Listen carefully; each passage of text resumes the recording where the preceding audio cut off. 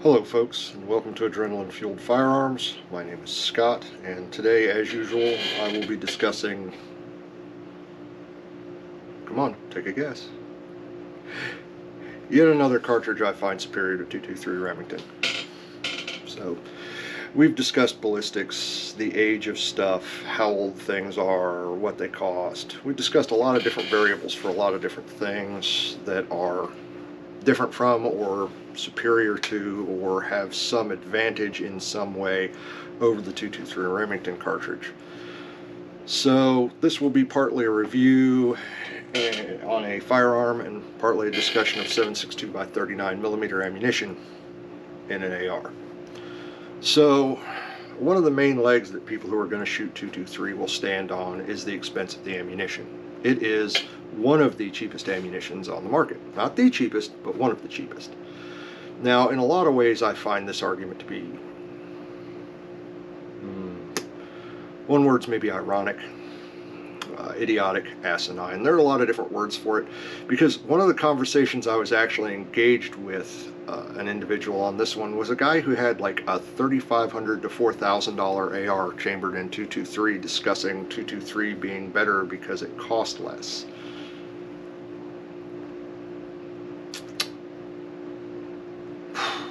If I have to explain why it's silly to have a debate with someone who spent $3,500 on the rifle just to be able to shoot the cheapest ammunition on the market, don't worry about liking, don't worry about subscribing. I lack the language and the crayons to explain to you why that's a dumb argument. It's basically literally like some guy lives alone, works alone, has to be up early for work, owns a rooster and a chicken, a hen, likes his fresh eggs. So he's got the rooster and the hen, he gets his fresh eggs.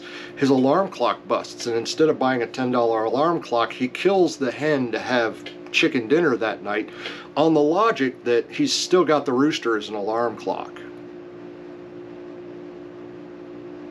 Again, if that analogy doesn't really work for you or you think that sounds like a great plan, don't click on anything. Just go ahead and leave the video now. I can't explain this to you. So, what I have behind me is a firearm that I actually purchased separately as an upper and a lower. There are a lot of reviews online, a lot of comments online that the AR just doesn't like the 7.62x39 ammunition. It doesn't feed well out of the AR style magazines. So there are companies that will manufacture a lower for an AR that's sheared off right about here, and then it uses AK-47 mags, and hey, those work great. I found one on CMMG. I think it's like $500 or $600 for the lower, and it's the lower. I mean, it's boom, $500-600. You get a lower. You can only now use a 7.62x39 upper on your AR-15, but you can use AK-47 magazines to shoot 7.62x39. To me, one of the beautiful things about the AR-15 is the versatility. It's the ability to take your, well, heck, this was $185 BCA carbine lower, AR-15. So, shipped, oh wait, I caught it on special with free shipping. So it was $185. The upper was $285 and plus shipping. Oh wait, I caught it on special, there was no shipping. So I have under $500 in this entire firearm. Now I can go buy the magazine. I'm still under $500 having the magazine. A little bit iffy depending on taxes and if I had to have the magazine shipped, but you get the point. Do the math. Under $200, under $300, left yourself about $30. The magazine's about $30. Wham bam, thank you ma'am, $500. These are Duramag C-Mags, AR magazines manufactured by the company for 7.62x39. They have this really extreme slant to them, which is more compatible with the 7.62x39 cartridge. These are bloody cheap butt 7.62x39 steel-cased Wolf rounds. I paid less for those than I did for 223. These are another fun little round I found. These are 7.62x39 Czechoslovakian low recoil training rounds. They were also cheaper than you could buy 223 ammunition for. I own 3 of these magazines. I paid approximately $30 each for them. So I have, let's see, let's finish the rundown. So $90, I'd call it $500 in the AR, $90 in the magazines.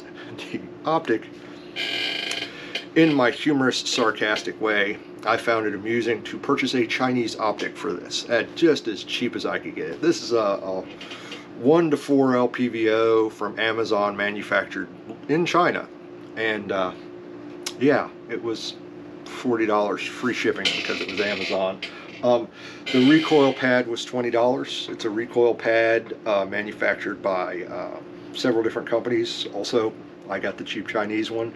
It cost me $18. It's basically a rubber pad that will slide over a stock carbine butt to give you a little rubber padding. I don't like them necessarily as much for the rubber padding as I do for the fact that since it's rubber, it's a little more friction than your hard plastic with the little perforated bibblies on it. So I like the fact that it feels a little more comfortable, rests a little better. I can put a little more back pressure in it because it's rubber. It conforms a little better. So we're in $60 from Amazon. I also bought this Magpul angled front little hand guard for M-LOK and a set of rails because this is not the attached to the M-LOK. This has to have a pick rail. All totaled, my order from Amazon was under $100. So I'm in this firearm, including all my shipping and taxes, maybe $750, and I'm ready to go. I'm pretty much set up and done. I added my $20 cheap Chinese offset front and rear sight. So call it $800, just out the gate. So I'm under a third what our $3,000 AR guy is, and my ammo's cheaper.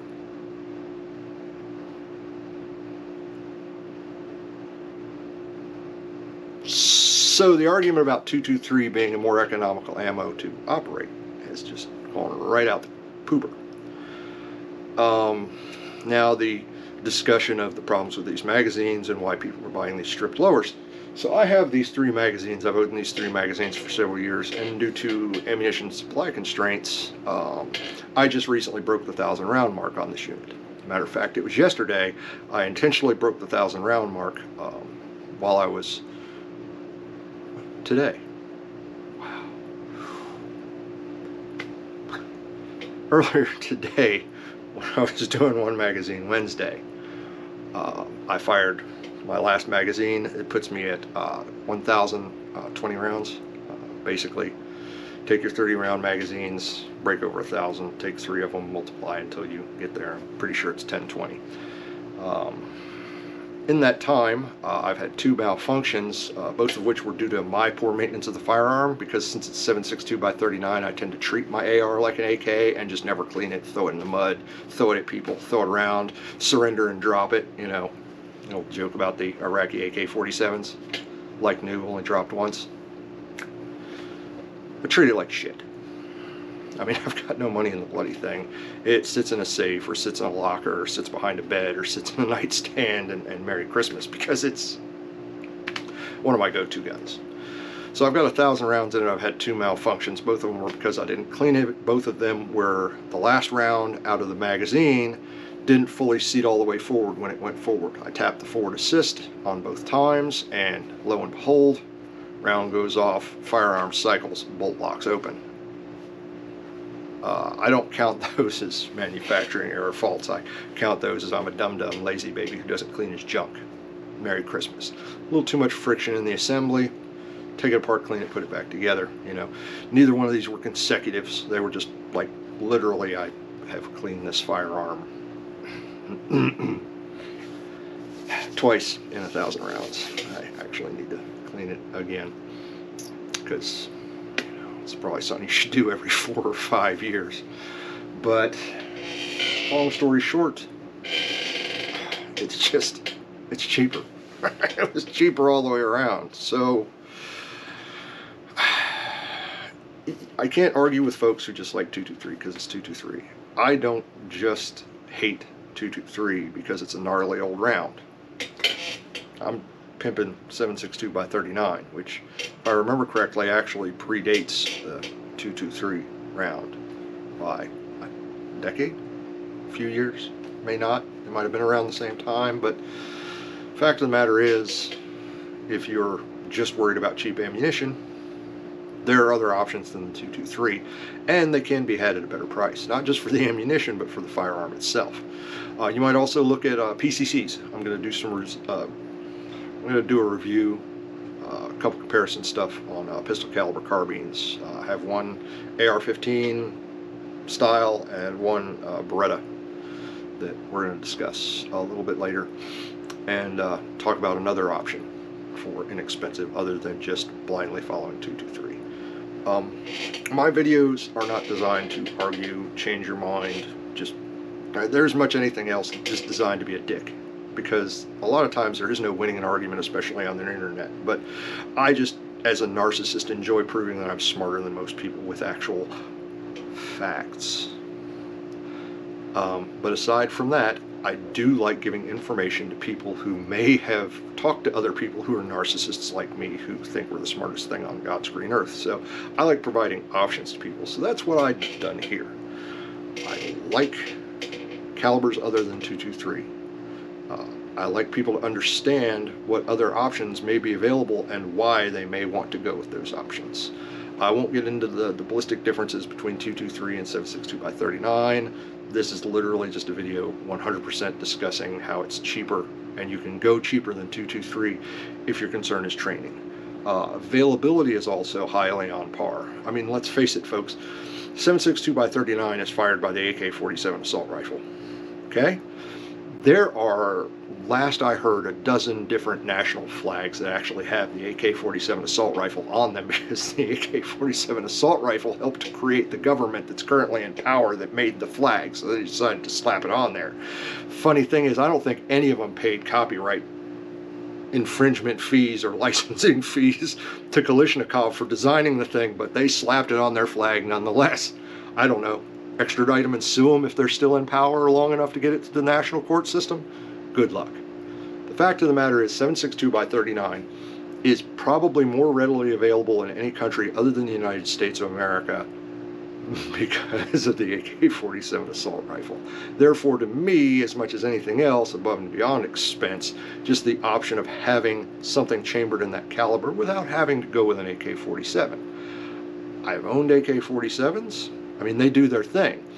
However, if you take an AK-47 assault rifle and bench rest it and can get a sub-MOA pattern at 250 yards and beyond, you're way better than I am. I can bench rest this bastard out to about, well, I know for a fact at 100 yards, because I just did it the other day while I was loading up. At 100 yards, I can drop a sub-MOA group. I can't do that with an AK-47 assault rifle or an AK-74 in 5.45x39, but I can do it all day long with this $800 fully at the range, ready to rock and roll Bear Creek Arsenal AR-15.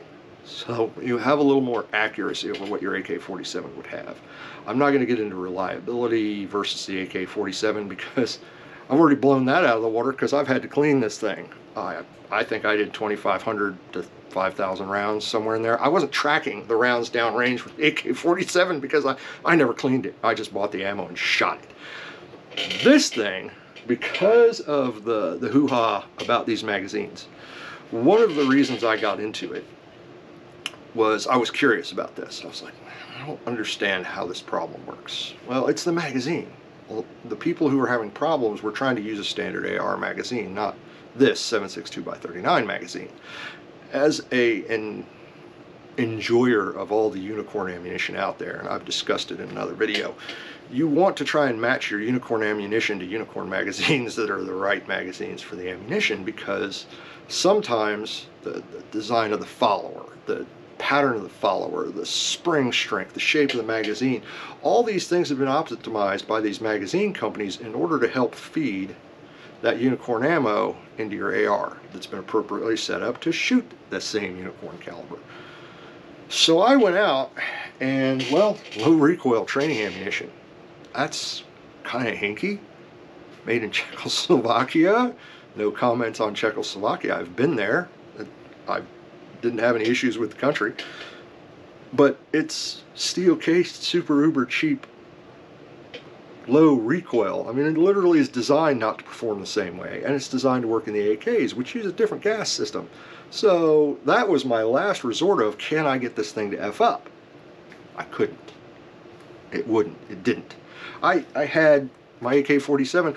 I had a popcorn tin from this popcorn company that makes popcorn in these steel tins, and I had like 250, 300 rounds of 10 or 15-year-old AK-47 ammunition that I'd stashed somewhere that I was like, hey, what's in this? Oh, holy crap. There's a couple hundred rounds in there. I might as well go shoot that. I don't own the AK anymore, but I got this bad boy. Guess what? That stuff worked.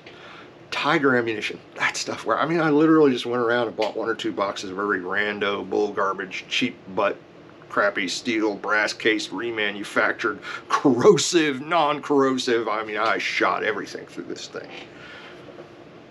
My 2 malfunctions were on the low recoil ammo when it was dirty.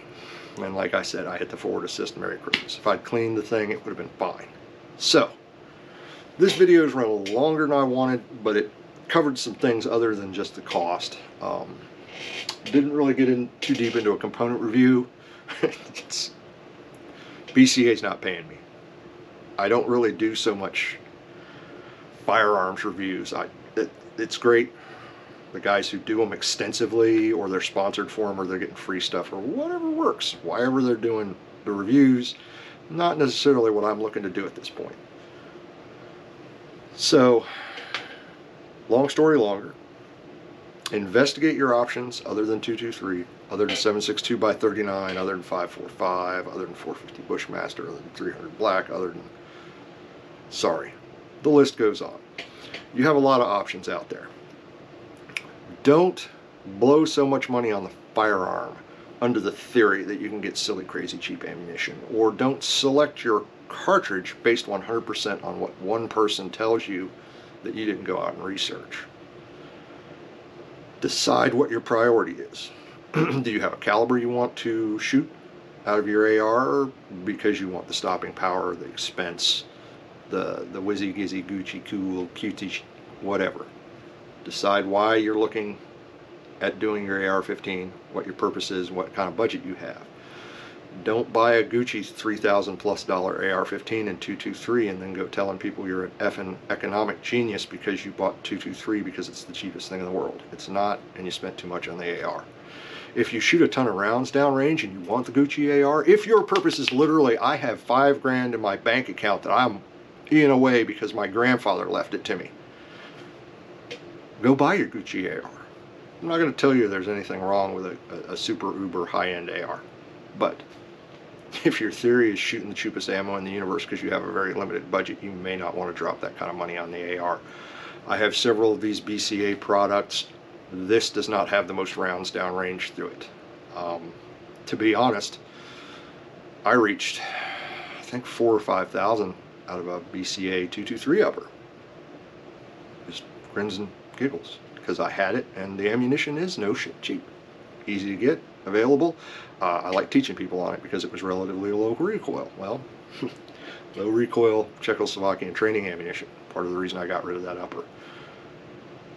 So, the key is, step 1, decide what you want, how much money you got to spend, and then start your research. Look into alternatives to what just one source tells you about one thing being the end-all be-all. One brand being the end-all be-all. Research all your alternatives in caliber, search all your alternatives in manufacturer, research all your alternatives in what you think you might do with the firearm. You will be happier in the end if you put more time and effort into the research. And hopefully, if you're realistic about your budget, you'll have more opportunity to safely shoot the firearm, because that is what is more important than anything else, folks. Safety for yourself and the people around you. Thank you for tuning into this video. My name is Scott. I hope you liked it. I hope you click like on it. I hope you subscribe, hit the notification, make helpful or useful or just opinionated comments in the bottom. I just ask, don't be a dick. You can argue online with people about anything however you want to. Just don't be rude about it. You know, heck, you might be right, that might be smarter than me, might be better educated than me, and you might just have found some super uber unicorn 223 stuff that's just the hotness and think I need to know about it. That is totally cool, man. Constructive criticism and comments are always welcome in the box down below. It's the people who are dicks who just need to go find someone else to troll. Don't feed the trolls. Don't be a troll. Don't be unsafe, because the people who are unsafe and inconsiderate are the people that are helping the legislators to make the firearms that we enjoy harder to safely operate. Thank you all. Have a great day.